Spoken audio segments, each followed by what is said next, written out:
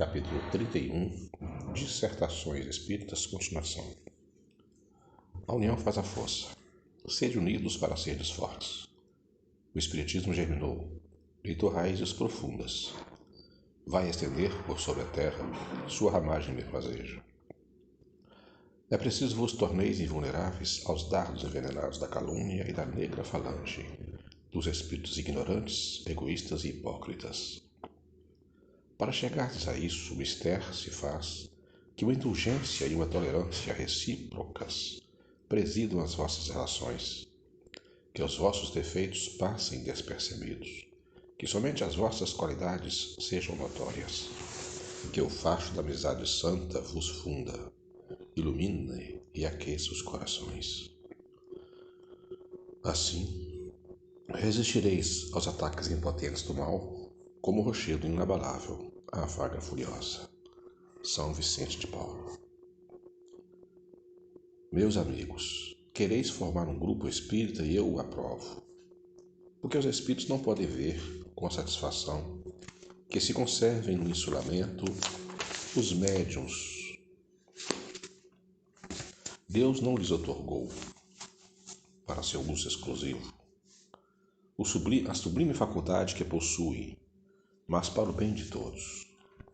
Comunicando-se com outros, terão eles mil ensejos de se esclarecerem sobre o mérito das comunicações que recebem, ao passo que isolados estão muito melhor sob o domínio dos espíritos mentirosos, que, encantados, ficam com a mão com o não sofrerem nenhuma fiscalização. Aí está para vós, se o orgulho vos não subjuga, compreendê-los-eis e aproveitareis. Aqui vai agora para os outros. Estais bem certos do que deve ser uma reunião espírita? Não, porquanto no vosso zelo julgais que o que de melhor tendes a fazer é reunir o maior número possível de pessoas, a fim de as convencerdes. Desenganai-vos.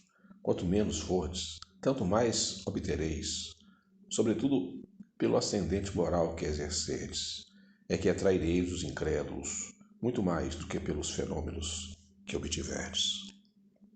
Se só pelos fenômenos atrairdes os que vos procurarem, o farão pela curiosidade, e tomareis com curiosos que vos não acreditarão e que rirão de vós.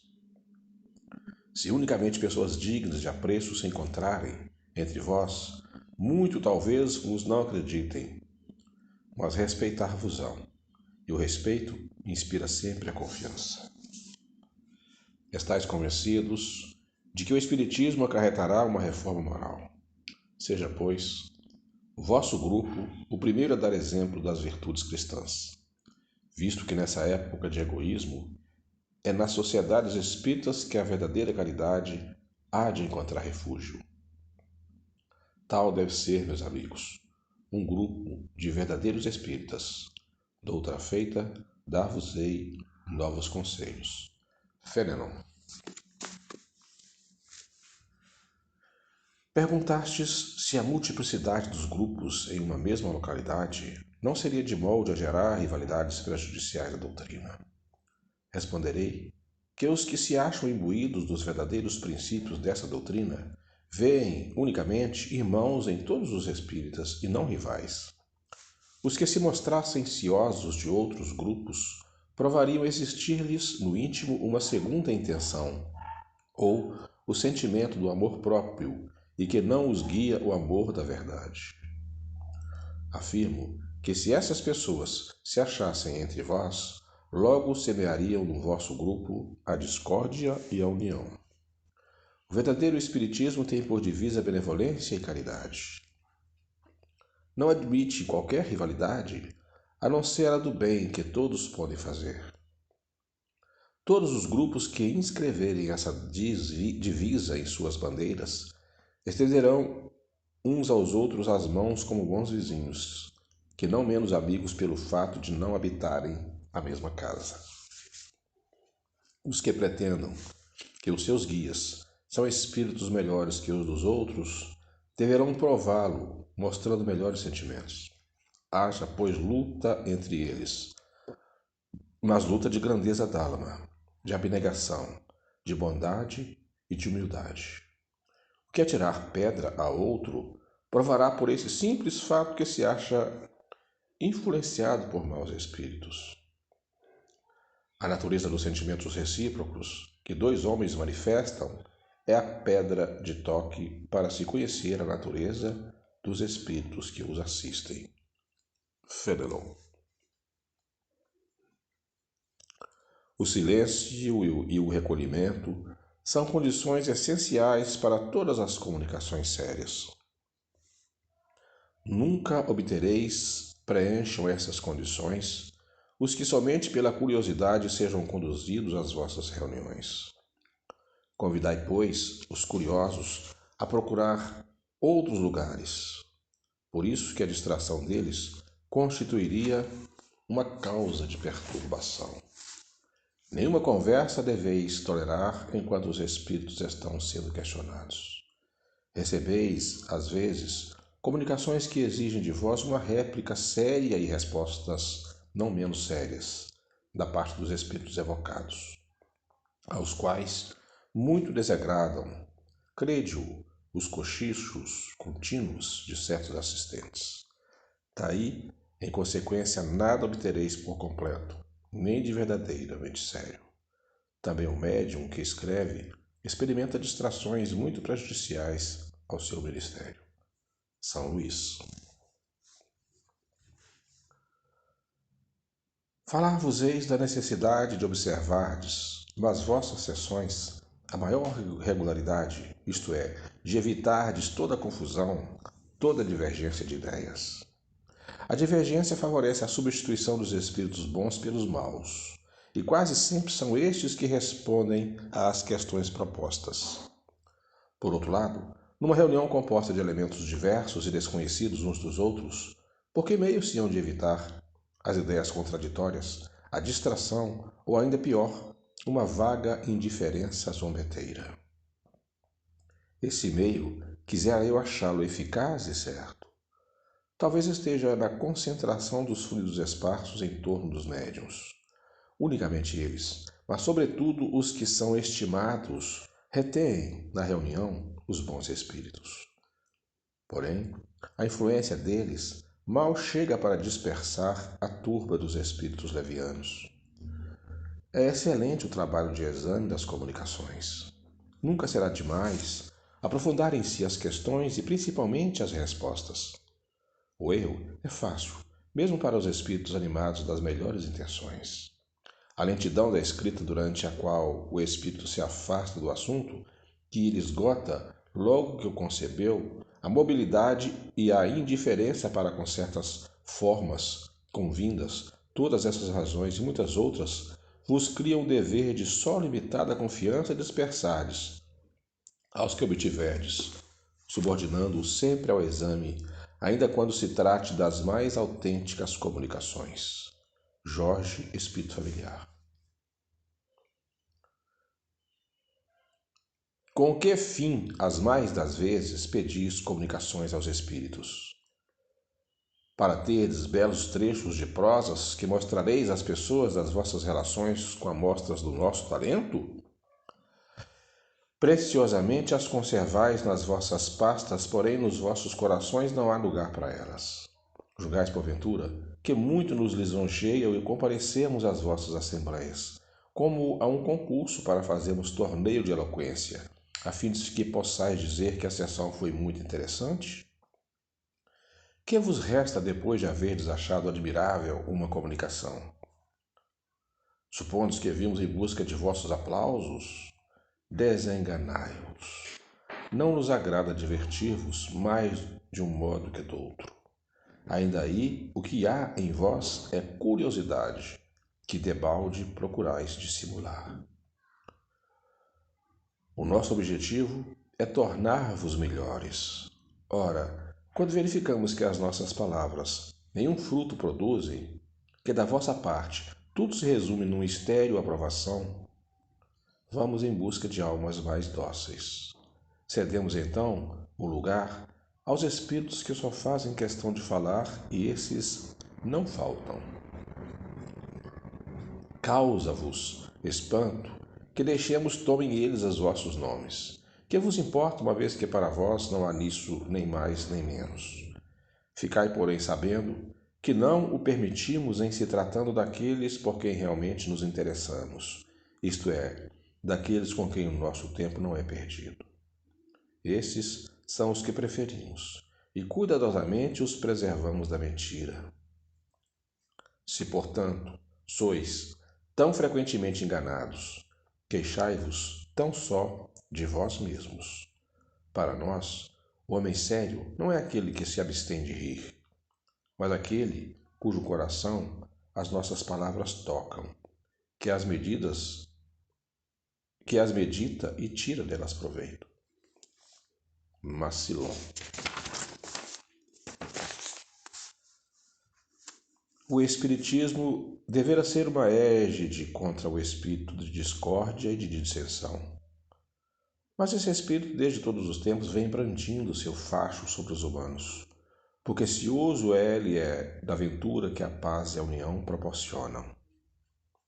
Espíritas, bem pode ele, portanto, penetrar nas vossas assembleias, e não duvideis procurará semear entre vós a desafeição.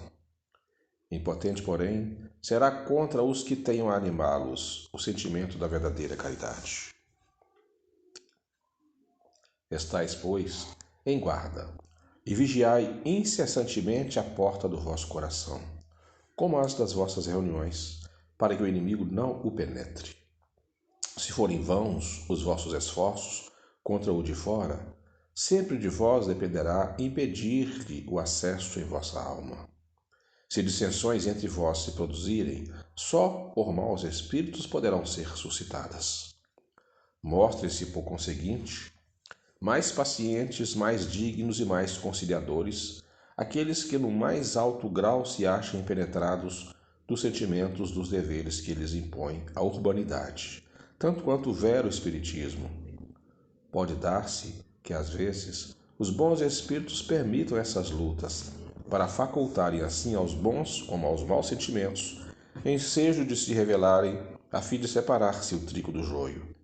Eles, porém, estarão sempre do lado onde houver mais humildade e verdadeira caridade.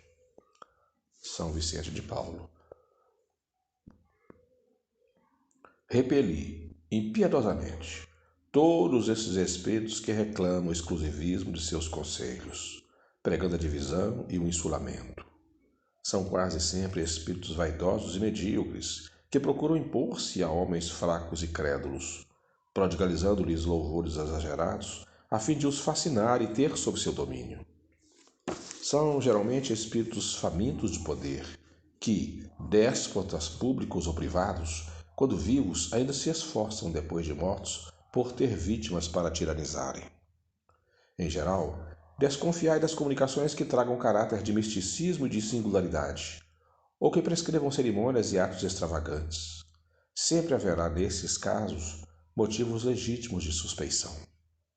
Por outro lado, crede que quando uma verdade tenha de ser revelada aos homens, ela é comunicada, por assim dizer, instantaneamente, a todos os grupos sérios que disponham de médiuns sérios, e não a tais ou quais com exclusão de todos os outros.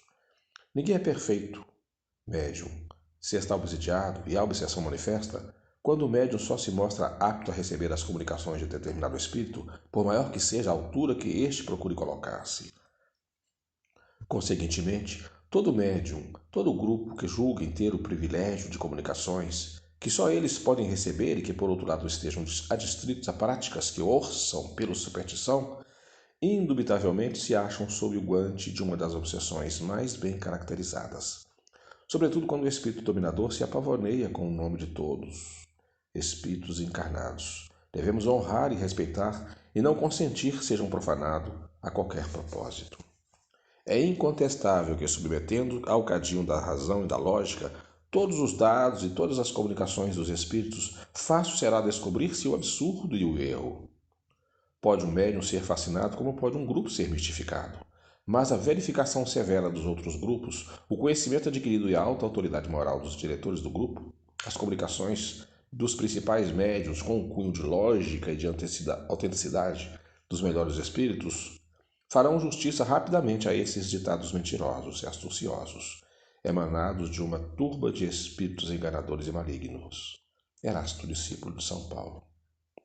Nota: um dos caracteres distintivos destes espíritos, que procura impor-se e fazer que sejam aceitas suas ideias extravagantes e sistemáticas, é o pretenderem, bom seria fossem eles os únicos dessa opinião, ter a razão contra todo mundo. Consiste a tática de que usam em evitar a discussão e, quando se veem vitoriosamente combatidos com as armas irresistíveis da lógica, negam-se desdenhosamente a responder e prescrevem a seus médiuns que se afastem dos centros onde suas ideias não são aceitas. Esse insulamento é o que há de mais fatal para os médiuns, porque assim sofrem eles o jugo dos espíritos obsessores, que o guiam como cegos e os levam frequentemente aos maus caminhos.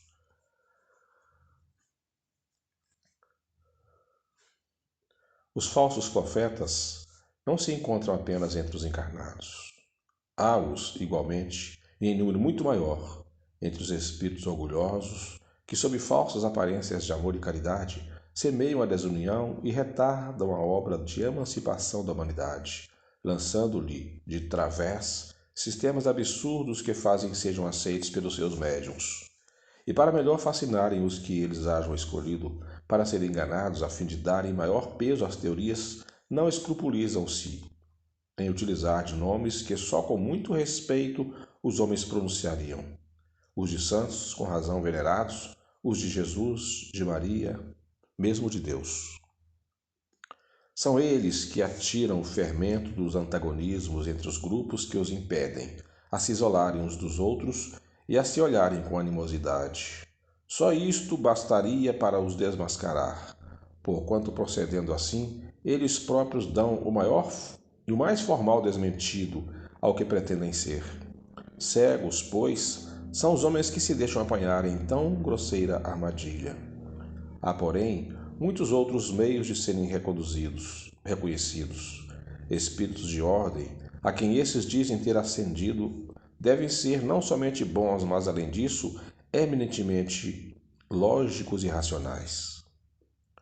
Pois bem, submetei-lhes os sistemas ao cadinho da razão e do bom senso, e vereis o que restará.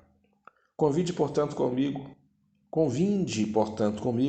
em que todas as vezes que um espírito indique como remédio aos males da humanidade, ou como meios de chegar-se à sua transformação, coisas utópicas ou impraticáveis, providências pueris e ridículas, quando formule um sistema que as mais vulgares noções de ciência contradigam, não pode tal espírito deixar de ser ignorante e mentiroso.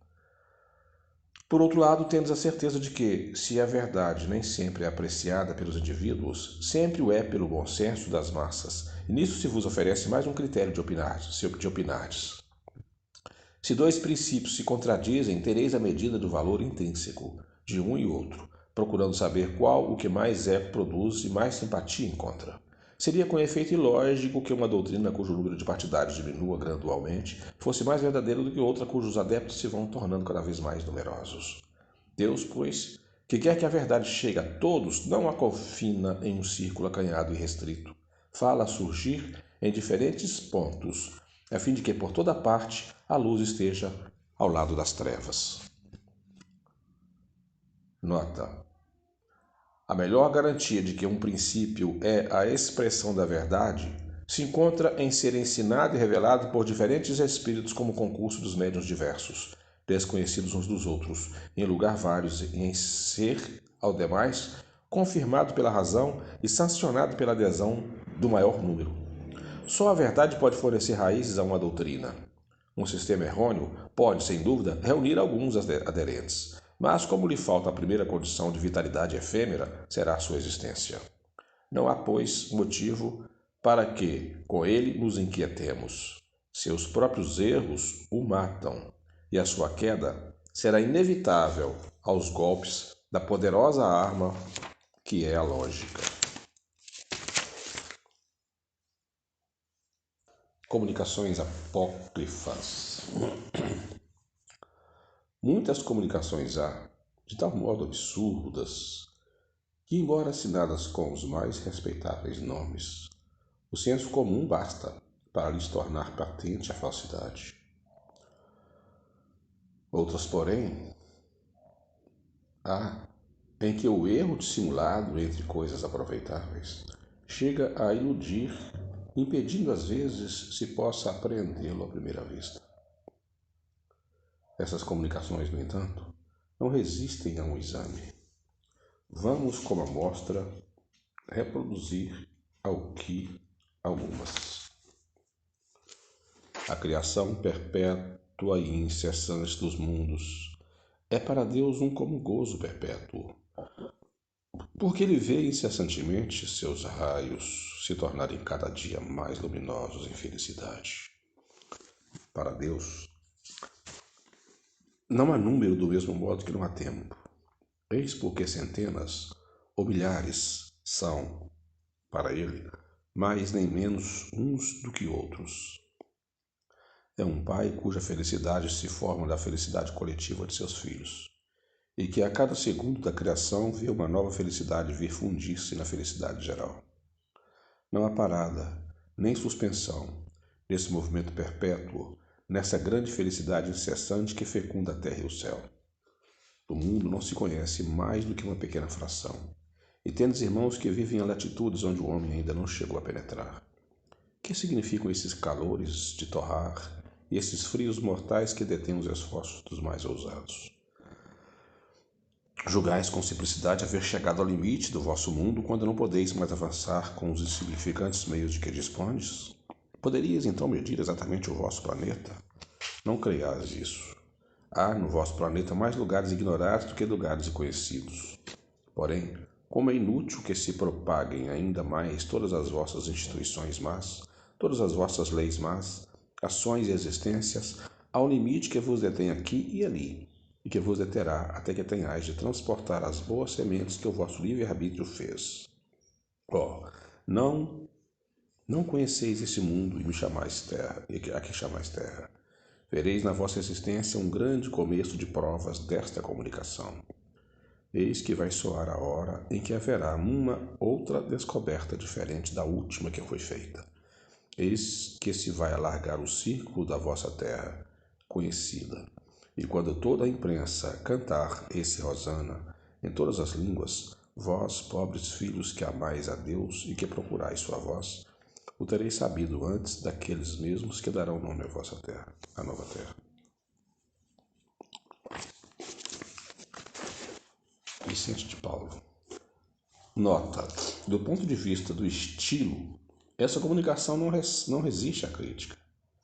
As incorreções, os pleonasmos, os torneios viciosos saltam aos olhos de qualquer, por menos letrado que seja, ao meu não. Isso, porém, nada provaria contra o nome que afirma, dado que tais imperfeições poderiam decorrer da incapacidade do médium, conforme já o demonstramos. O que é do espírito é a ideia. Ora, dizer, como ele diz, que no nosso planeta há mais lugares ignorados do que lugares conhecidos, que um novo continente vai ser descoberto, é para o espírito que se qualifica de superior dar prova da mais profunda ignorância. Sem dúvida, é possível que, para além das regiões glaciais, se descubram alguns cantos na Terra desconhecidos, mas dizer que essas terras são povoadas e que Deus as conserva ocultas do homem, a fim de que estes não levem para lá suas más instituições, é acreditar demasiado na confiança cega daqueles a quem semelhante absurdos são propinados. Meus filhos,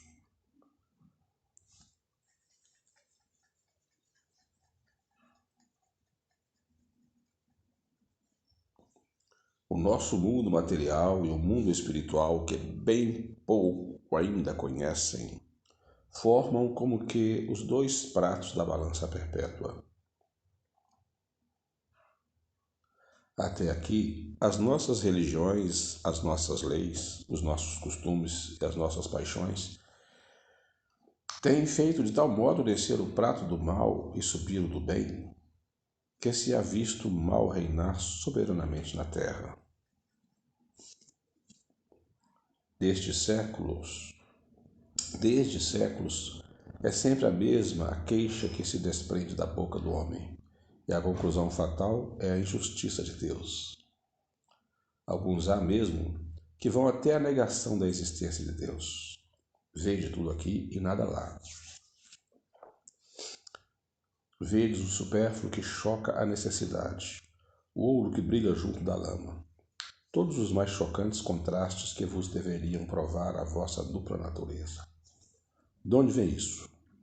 De quem há falta? Eis o que é preciso pesquisar com tranquilidade e com imparcialidade. Quando sinceramente se deseja achar um bom remédio, acha-se. Pois bem, malgrado a essa dominação do mal sobre o bem, por culpa vossa, por que não vedes o resto ir direito pela linha traçada por Deus? Vedes as estações se desarranjarem, os calores e os frios se chocarem inconsideravelmente? Os calores, a luz do sol, esquecer de se iluminar a terra esquecer em seu seio de sementes que o homem aí depositou? Vedes a cessação dos 1000 milagres perpétuos que se produzem sob vossos olhos, desde o nascimento do arbusto até o nascimento da criança, o homem futuro? Mas tudo vai bem ao lado de Deus, tudo vai mal ao lado do homem. Qual o remédio para isso? É muito simples. Aproximarem-se de Deus, amarem-se, unirem-se, entenderem-se e seguirem tranquilamente a estrada cujos marcos se veem com os olhos da fé e da consciência. Vicente de Paula. Nota. Essa comunicação foi obtida no mesmo círculo, mas quanto difere da precedente, não só pelas ideias, como também pelos estilos. Tudo aí é justo, profundo, sensato, e certamente São Vicente de Paulo não a desdenharia, pelo que se lhe pode atribuí-la sem receio.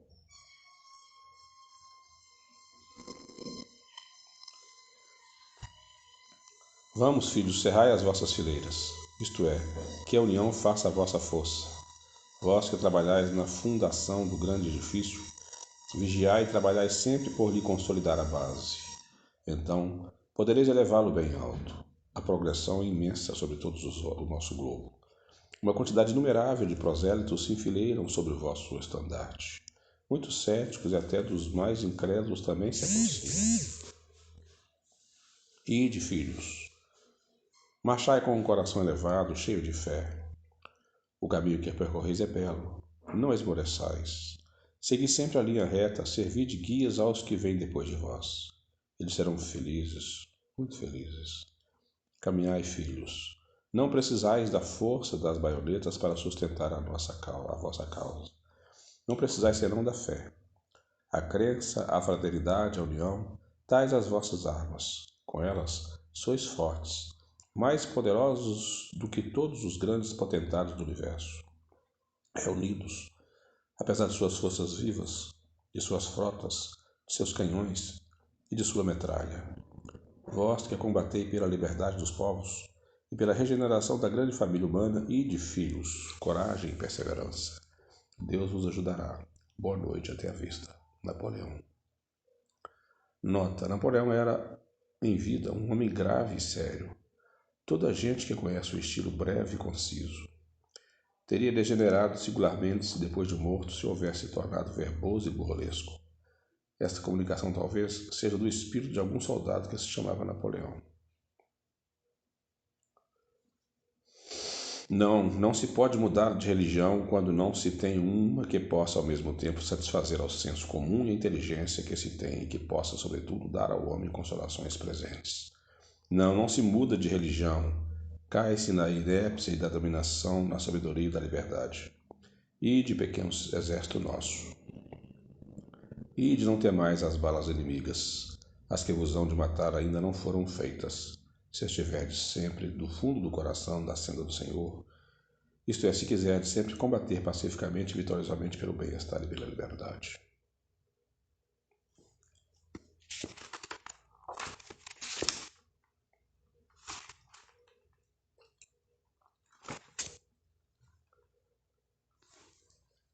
Vicente de Paulo. Nota: quem reconheceria São Vicente de Paulo por essa linguagem que esses pensamentos desalinhavados e baldos de senso?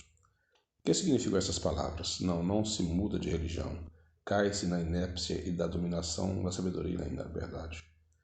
Com que balas que ainda não estão feitas, muitos suspeitamos que esse espírito é o mesmo que acima assassinou Napoleão.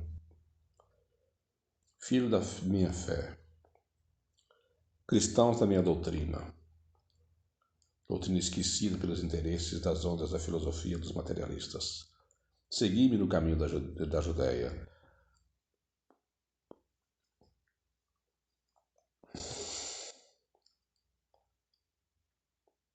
Segui a paixão da minha vida. Contemplai meus inimigos agora.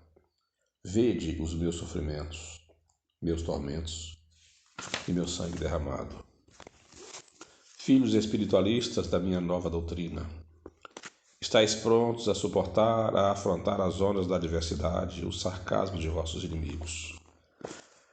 A fé caminhará sem cessar, seguindo a vossa estrela que vos conduzirá ao caminho da felicidade eterna, tal como a estrela conduziu pela fé os magos do Oriente à manjedoura. Quaisquer que sejam as vossas adversidades, quaisquer que sejam as vossas penas e as lágrimas que houverdes derramado nessa esfera de exílio, tomai coragem, ficai persuadidos de que a alegria que vos inundará do mundo dos espíritos estará muito acima dos tormentos da vossa existência passageira. O vale de lágrima é um vale que há de desaparecer para dar lugar à brilhante morada de alegria, de fraternidade, de união, onde chegareis pela vossa boa obediência à santa revelação. A vida, meus caros irmãos, nesta esfera terrestre, toda é preparatória, não pode durar senão o tempo necessário para viver bem, preparado para essa vida que não poderá jamais acabar. Amai-vos como eu vos amei, e como vos amo ainda. Irmãos, coragem. Irmãos, eu vos absolvo, no céu vos espero. Nessas brilhantes e luminosas regiões, onde o pensamento humano mal pode chegar, o eco de vossas palavras e das minhas veio tocar o meu coração. Oh, de que alegria me sinto inundado vendo-vos a vós, continuadores da minha doutrina. Não, nada se aproxima do testemunho dos vossos bons pensamentos. Vede, filhos, a ideia regeneradora lançada por mim outrora no mundo, perseguida, detida no momento sob a pressão dos tiranos, foi deravante sem obstáculos, iluminando os caminhos da humanidade, por tanto tempo mergulhada nas trevas. Todo sacrifício grande e desinteressado, meus filhos, cedo ou tarde produziu frutos. Meu martírio vô-lo provou. Meu sangue derramado pelas minhas doutrinas salvará a humanidade e apagará as faltas dos grandes culpados. Sede benditos vós que hoje tomais lugar na família regenerada e de coragens, filhos. Assinado por Jesus. Nota: indubitavelmente, nada há de mal nessas duas comunicações. Porém, teve o Cristo algumas vezes essa linguagem pretensiosa, enfática e empolada? Faça-se a sua comparação com a que citamos acima, firmada pelo mesmo nome, e vê-se de que lado está o cunho da autenticidade. Todas essas comunicações foram obtidas no mesmo círculo. Nota-se no estilo um certo tom familiar, idênticos torneios de frases, as mesmas expressões repetidas com frequência, como por exemplo, ide, filhos, etc., de onde se pode concluir que é o mesmo Espírito que as deu, todas sob nomes diferentes. Entretanto, neste círculo, aliás, consciencioso, se bem que um tanto crédulo, demais não se faziam evocações, nem perguntas. Tudo se esperava das comunicações espontâneas, o que, como se vê, não constitui certamente uma garantia de identidade. Com algumas perguntas um pouco insistentes e forradas de lógica, teriam facilmente reposto esse espírito no seu lugar. Ele, porém, sabia que nada tinha a temer, porquanto nada lhe perguntavam, e aceitava sem verificação e de olhos fechados tudo o que ele dizia. Como é bela a natureza! Como é prudente a providência na sua providência! Mas a vossa cegueira e as vossas paixões humanas impedem que tireis paciência da paciência e da bondade de Deus. a menor nuvem ao menor atraso nas vossas previsões, vós vos lamentais. Sabei, impacientes duvidadores, que nada acontece sem um motivo sempre previsto, sempre premeditado, em proveito de todos. A razão do que procede é para reduzir o nada a nada, homens de temores hipócritas, todas as vossas previsões de ano mau para as vossas colheitas. Deus frequentemente inspira aos homens a inquietação pelo futuro para os impelir à previdência. E vede como grandes são os meios para dar a última demão aos vossos temores intencionalmente espalhados, e que as mais das vezes ocultam pensamentos ávidos, antes uma ideia de cauteloso aprisionamento, inspirado por um sentimento de humanidade, a favor dos pequenos. Vede as relações de nações a nações que daí resultarão. Vede que transações deverão efetuar-se, quanto meios virão concorrer a reprimir os vossos temores. Pois, como sabeis, tudo se encadeia. Por isso, grandes e pequenos virão à obra. Então, não vedes já em todos esse movimento uma fonte de certo bem-estar para a classe laboriosa dos estados, classe verdadeiramente interessante, de que vós, os grandes, os onipotentes dessa terra, considerais gente tosquiável, à vontade, criada para as vossas satisfações? Ora, bem que acontece depois de todo esse vai-vem, de um polo a outro, é que uma vez bem providos, muitas vezes o tempo mudou. O sol, obedecendo ao pensamento do seu Criador, amadureceu em alguns dias as vossas sementeiras. Deus pôs a abundância onde a vossa cobiça meditava sobre a escassez. E, malgrado vosso, os pequenos poderão viver, e sem suspeitarem disso, fostes a vosso malgrado causa de uma abundância. Entretanto, sucede. Deus o permite algumas vezes que os maus tenham êxito em seus projetos cúpidos, mas então é um ensinamento que Deus quer dar a todos. É a previdência humana que Ele quer estimular. É a ordem infinita que reina na natureza. É a coragem contra os acontecimentos que os homens devem imitar, que devem suportar com resignação. Quanto aos que por cálculo aproveitam dos desastres, crede-o, serão punidos. Deus quer que todos os seus seres vivam. O homem não deve brincar com a necessidade, nem traficar com o supérfluo. Justo em seu benefício, grande na sua clemência, demasiado bom para com a nossa ingratidão. Deus, em seus desígnios, é impenetrável. Bossuet de Barinac. Nota: esta comunicação, certo, nada contém de mal. Encerra mesmo profundas ideias filosóficas e conselhos muito avisados, que poderia levar aos poucos versados em literatura a equivocar-se relativamente à identidade do autor. Tendo o médium que a obtivera submetida ao exame da Sociedade Espírita de Paris, foram unânimes os votos declarando que ela não podia ser de Bossuet. São Luís, consultado, respondeu: esta comunicação em si mesma é boa, mas não acrediteis tenha sido Bossuet quem a ditou. Escreveu-a um espírito talvez um pouco sob a inspiração daquele outro. Ele pôs por baixo o nome do grande bispo para torná-la mais facilmente aceitável. Praticou-a o espírito que colocou o seu nome em seguida ao de Bossuet. Interrogado sobre o motivo que o levara a proceder assim, disse esse espírito: eu desejara escrever alguma coisa, a fim de me fazer lembrado dos homens. Vendo que sou fraco, entendi de apadrinhar o meu escrito com o prestígio de um grande nome. Mas não imaginaste que se reconheceria não ser de Bossuet a comunicação? Quem sabe lá ao certo? Poderia enganar-vos, outros menos perspicazes o teriam aceitado. De fato, a facilidade com que algumas pessoas aceitam tudo o que vem do mundo invisível, sob o palio de um grande nome, é que anima os espíritos embusteiros. A lhes frustrar os embustes é que todos devem consagrar a máxima atenção, mas a tanto ninguém pode enxergar senão com a ajuda da experiência adquirida, por meio de um estudo sério. Daí o repetirmos incessantemente: estudai antes de praticardes, porquanto é esse o único meio de não adquirirdes experiência à vossa própria custa.